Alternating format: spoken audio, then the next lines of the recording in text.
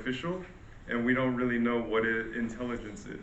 So making the topic very hard to describe. If you can see here, does anybody recognize one of these gentlemen? Michael Jordan. And on the left is Michael I. Jordan. Michael I. Jordan is one of the founding fathers of machine learning. So they call him the Michael Jordan of artificial intelligence. But he was born before Michael Jordan, so we can say Michael Jordan is the Michael I. Jordan of basketball, just to get that straight. So I mean, how do you define artificial intelligence? There's phrases that go around such as machines with minds, or that AI is what hasn't been done yet. But you can say AI is intelligence demonstrated by machines. Intelligent agents are any system that perceives its environment and takes actions that maximize its chance of achieving its goals. I'm not very satisfied with that, but it's an ever-developing field. And intertwining it with ethics, which I think is an even harder field to kind of pinpoint. There's been a lot of discussion of what are ethics, what are the standards of right conducts, what are morals. And to me, it feels like there's two separations.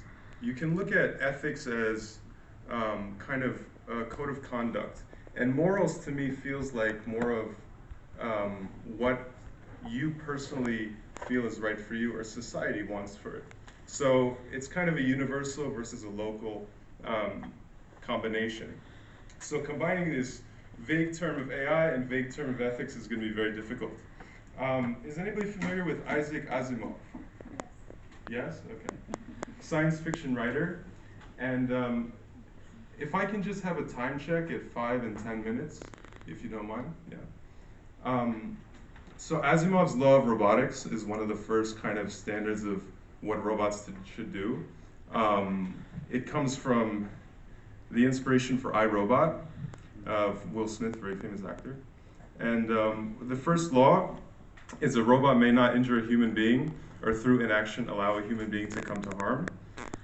Second law is a robot must obey the orders given to it by human beings, except where such orders would conflict with the first law.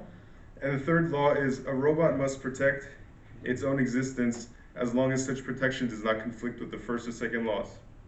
There's also a zeroth law, which is to allow a robot not to damage humanity as a whole.